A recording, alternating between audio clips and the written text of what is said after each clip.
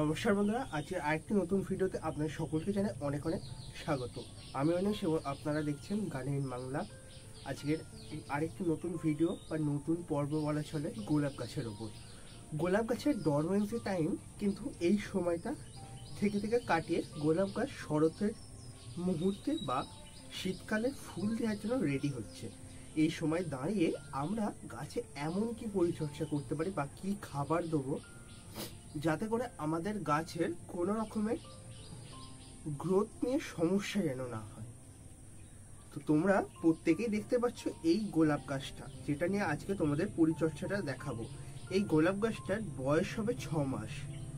গাছটা হনুমানে পুরো খেয়ে চলে গিয়েছিল, আবার রিগ্রো হচ্ছে, কিন্তু ডরমেন্সি টাইম চলে আসার কারণে গাছটার গ্রোথ একটু থমকে গেছে।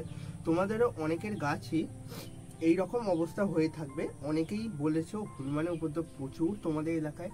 আমার এখানেও হনুমানের উপদ্রব কম কিছু নয়। লাল যখন ফ্রুটস বেরোয় ঠিক সেই টাইমে হনুমান এসে গাছগুলো একদম পুরো মুড়িয়ে খেয়ে চলে যায়। তারপর থেকে আবার পরিচর্যা শুরু, আবার একটা বিতৃষ্ণা হতাশা নিয়ে গাছ করা শুরু, থেকে গাছকে আবার পুনর্জীবিত করে তোলা, ঠিক এই গাছটার মতো।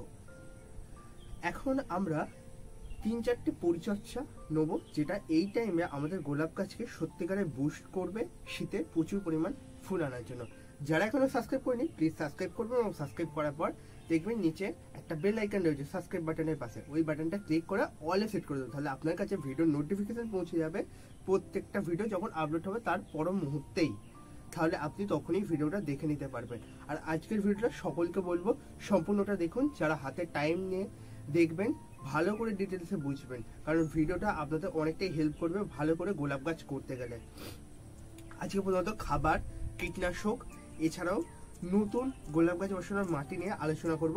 আর নতুন গোলাপ গাছ বসানোর যেহেতু কথা উঠেই এসেছে, তাই বলে থাকি নতুন গোলাপ গাছ বসানোর টাইম শুরু হয়ে গিয়েছে। তোমরা বিভিন্ন নার্সারিতে এখন গোলাপ গাছ পাবে।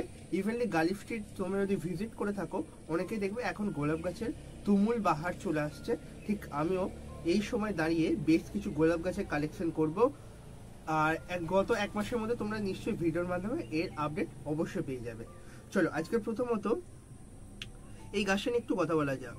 গাছটা নর্মাল যে মাটি আমরা ইউজ করেছি সেটা হচ্ছে গোবর সার, নর্মাল মাটি এবং কিছুটা পরিমাণ কোকোপিট, মাটিটাকে একটু ভুরভুরে বানানোর জন্য। আর এই গাছটা যখন বসিয়েছিলাম তখন 1/2 চামচ নিমখোল, 1/2 চামচ বোন মিল দিয়েছিলাম, ব্যাস, আর কিচ্ছু খাবার দেওয়া হয়নি। তারপর গাছটা এখন পরিচর্যা নিতে হবে, যেহেতু শীত চলে আসছে তাই আমাদের গাছগুলোর পরিচর্যা নিতে হবে। এখন তোমরা দেখতে পাবে অরেঞ্জ কালারের ফুল হচ্ছে, 2-5টা করে ফুল দিতেই থাকে এই গাছটা, কিন্তু গাছটার ভালো গ্রোথ আমরা কোনোদিনই দেখতে পাই না। আমি গাছটার ভ্যারাইটি বা গাছটার আইডির নামটা আমার মনে নেই, কিন্তু খুব ভালো ফুল হয় এবং বড় সাইজের ফুল। তোমরা এই গাছ নিঃসন্দেহে করতে পারো।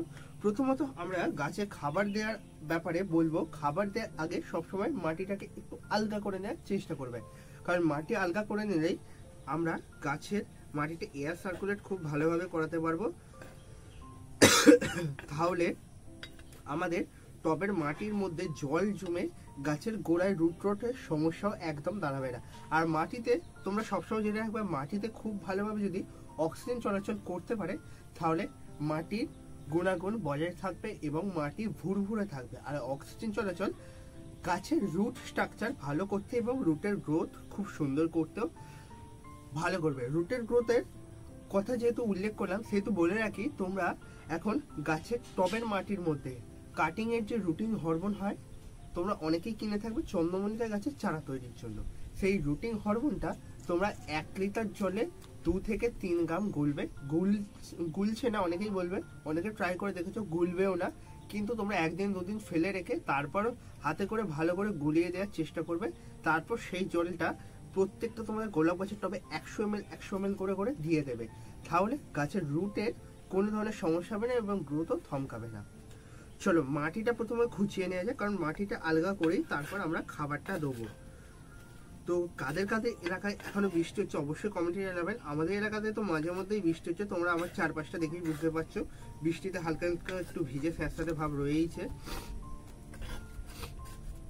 তো এখন আমরা গাছের মাটিটা ভালো করে খুঁচিয়ে নেবো আমি। তারপর গাছের টবের মধ্যে খাবারটা দিয়ে দেবো। তোমরা অনেকেই বলবে দাদা গাছের টবের মাটি খোঁচানোর দরকার। হ্যাঁ, তোমাদের তো প্রথমতই বলে দিলাম, মাটিটা ভালো এয়ার সার্কুলেট করতে গেলে অবশ্যই গাছের মাটিটাকে ভালো করে খুঁচিয়ে রেডি রাখতে হবে, যাতে গাছ খাবার দেওয়ার সাথে সাথে ফিডার রুট দিয়ে খাবারটা গ্রহণ করে নিতে পারে। আর সবসময় লক্ষ্য রাখবে গাছে যদি কোনো আগাছা থাকে, আগাছাটাকে অবশ্যই নির্মূল করে দেওয়ার চেষ্টা করবে। এরপর আমরা যে খাবারটা দেবো সেই খাবারটা তোমাদেরকে অনেক সময় আমি বলেছি, খাবারটা তোমাদের আগে বানিয়ে দেখে নিই।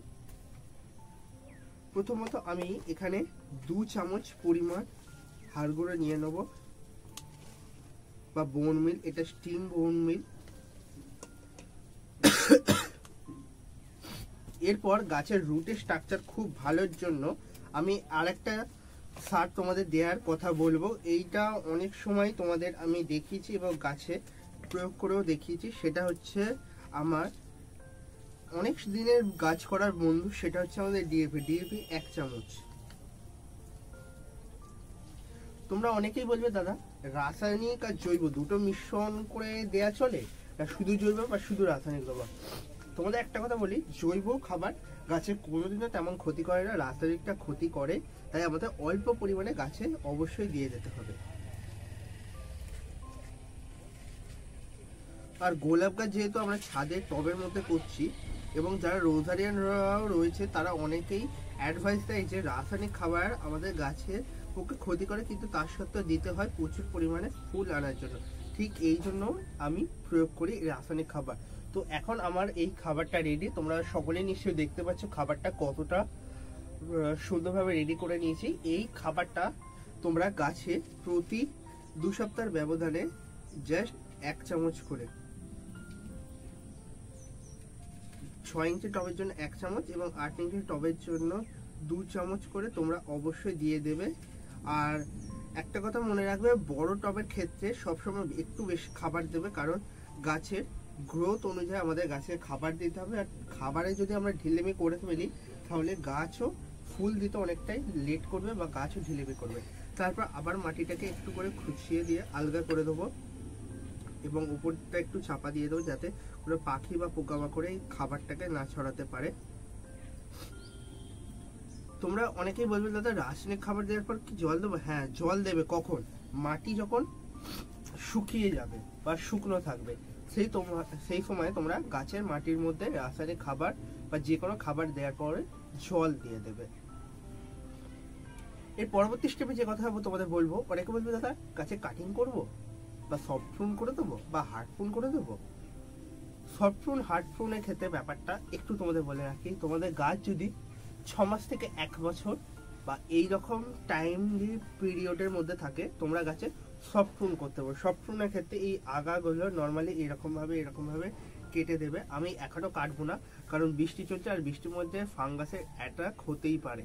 তাই আমরা এখন কোনো রকমের গাছের প্রুন বা গাছের কাটাই ছাটাই কোনো দিকে যাব না, কারণ গাছের কাটাই ছাটাই করলেই গাছ বিভিন্ন স্ট্রেসের মধ্যে পড়বে এবং গাছের সমস্যা দেখা যাবে। গাছে যত শুকনো পাতা বা ডাল রয়েছে সেগুলোকে কিন্তু টাইম টু টাইম আমাদের গাছ থেকে সরিয়ে ফেলতে হবে। আর এই পাতা যদি থেকে থাকে তাহলে তোমাদের গাছে ফাঙ্গাসের উপদ্রব দেখা দেবেই। অনেকে বলবে এবার গাছের প্রুনিং এর আদর্শ টাইম কোনটা? আদর্শ টাইম বলতে গাছের প্রুনিং এর তোমরা করতে পারো দুর্গাপুজোর একদম আগে, তাহলে তোমাদের গাছ কালী পুজোর টাইম মানে মিনিমাম অক্টোবরের এন্ড, তোমরা যদি অক্টোবরের শুরুতেই করো বা শুরু 1 তারিখে করো বা ফার্স্ট উইকে করো, তাহলে অক্টোবরের এন্ডে মানে লাস্ট উইকে গিয়ে 31 বা 30 তারিখে গিয়ে তোমাদের গাছের গ্রোথ খুব ভালো হবে। তার পাশাপাশি গাছে সুন্দরভাবে নতুন নতুন কলি চলে আসতে বাধ্য।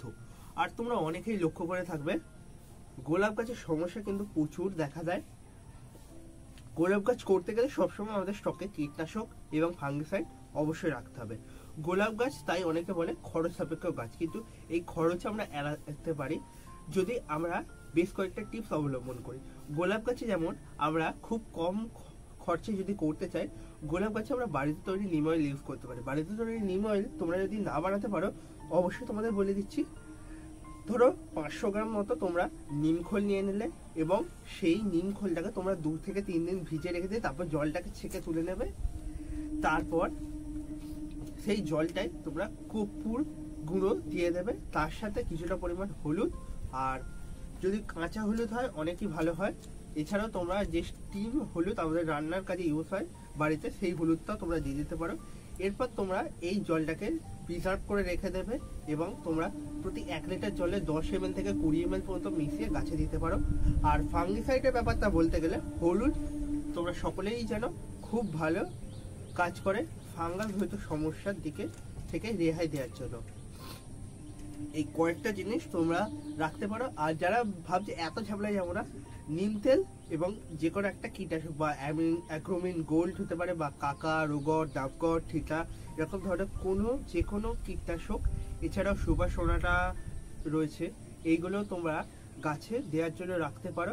আর ফাঙ্গিসাইডের ক্ষেত্রে তোমরা অ্যামিস্টার টপ বা এছাড়াও রয়েছে আমাদের সাব ফাঙ্গিসাইড, যেটা বহুল পরিচিত। এই ফাঙ্গিসাইডগুলো এছাড়া ব্যাবিস্টেট একটু কস্টলি ফাঙ্গিসাইড কিন্তু ভালো কাজ দেয়। এই কয়েকটা ফাঙ্গিসাইড তোমরা নিজেদের গাছে ভালো গ্রোথ বুঝে, এছাড়াও গাছের রোগ পোকা বুঝে গাছে প্রয়োগ করতে পারো। আরেকটা তোমাদের বলে রাখি, জবা গাছ, গোলাপ গাছ, এই সকল যে ভ্যারাইটি, এইগুলো কিন্তু আমাদের দেশি ভ্যারাইটি একদমই নয়, এগুলো হচ্ছে সম্পূর্ণ হাইব্রিডেড ভ্যারাইটি, যেগুলো আমাদের এখানে পুনে, ব্যাঙ্গালোর, এছাড়াও কোচি, তুতিকোড়ি এইরকম অঞ্চল থেকে নার্সারি ওরা তৈরি করে আমাদের এখানে পাঠায়, এক্সপোর্ট করে।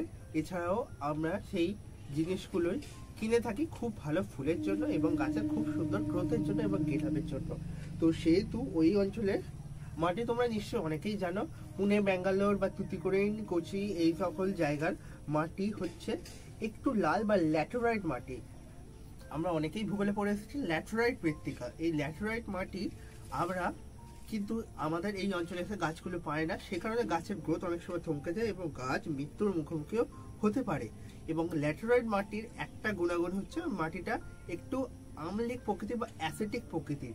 এই অ্যাসিডিক প্রকৃতির মাটি আমরা যদি গাছকে দিতে পারি তাহলে গাছও খুব সুন্দরভাবে বেড়ে উঠবে। এই অ্যাসিডিক প্রকৃতির মাটি আমরা কি করে বানাতে পারি? প্রথমত আমরা অ্যাসিডিক প্রকৃতির মাটি বানানোর জন্য আমরা টবের মাটির মধ্যে চা পাতা, যেটা ইউজ হয়ে যায় এবং আমরা অবশিষ্টাংশ হিসাবে ফেলে দিই ডাস্ট হয়ে, সেই চা পাতাটাকে আমরা ভালো করে ধুয়ে নিয়ে তারপর রোদে শুকনো করে টবের মাটির মধ্যে আমরা দিয়ে দিতে পারি। এছাড়াও আরও বিভিন্ন প্রসেসে আমরা চা পাতা গাছের টবের মাটির মধ্যে দিতে পারি। আর সব থেকে ভালো হয় তোমরা যদি কফি পাউডার জলের মধ্যে গুলে জাস্ট টবেতে দিয়ে দাও, খুব ভালো কাজ দেবে। এর উপর আমার একটা ডিটেল ভিডিও আসছে, ভিডিওটা দেখতে পাচ্ছ তোমরা, নিশ্চয়ই ভিডিওটা দেখে নাও, খুব ভালো কাজ দেবে তোমাদের সুন্দরভাবে গাছ করতে গেলে।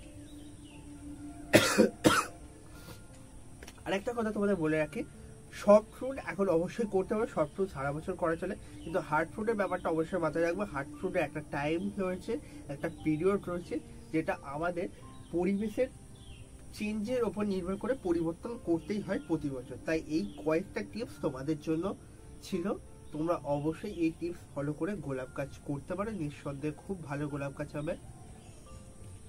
আর একটা বলে রাখি অ্যাডভান্স, তোমরা যদি কেউ ধানে তুষে গোলাপ বা মাটিতে গোলাপ কিনে আনো, তাহলে গোলাপ গাছ বসানোর আগে ধানের তুষ বা মাটিটাকে পুরোপুরি ঝাড়িয়ে একদম আপরুটেড মানে শিকড় বার করে তারপর নর্মাল তোমরা সিন্ডারে করো বা প্লেন মাটিতে করো, সেই মিডিয়ায় তোমরা ট্রান্সফার করবে। তো এই ছিল আজকে তোমাদের ভিডিও। যদি ভিডিওটা ভালো লাগে অবশ্যই লাইক করার সাথে সাথে ভিডিওটাকে অনেক শেয়ার করে দেবে তোমার যত বাগানি বন্ধুরা রয়েছে, কারণ এই ছোট্ট ছোট্ট ভিডিওগুলো অনেক সময় আমাদের বাগান করতে গিয়ে অনেকটাই হেল্প করে এবং সুন্দর একটা গাইড আমাদের দিয়ে থাকে। তাই অবশ্যই ভিডিওটাকে শেয়ার করবে। যারা এখনো সাবস্ক্রাইব করেনি সাবস্ক্রাইব করে নেবে। আজকে চলি, আবারও দেখাবে নতুন ভিডিওর মধ্যে দিয়ে তোমাদের সকলের সাথে।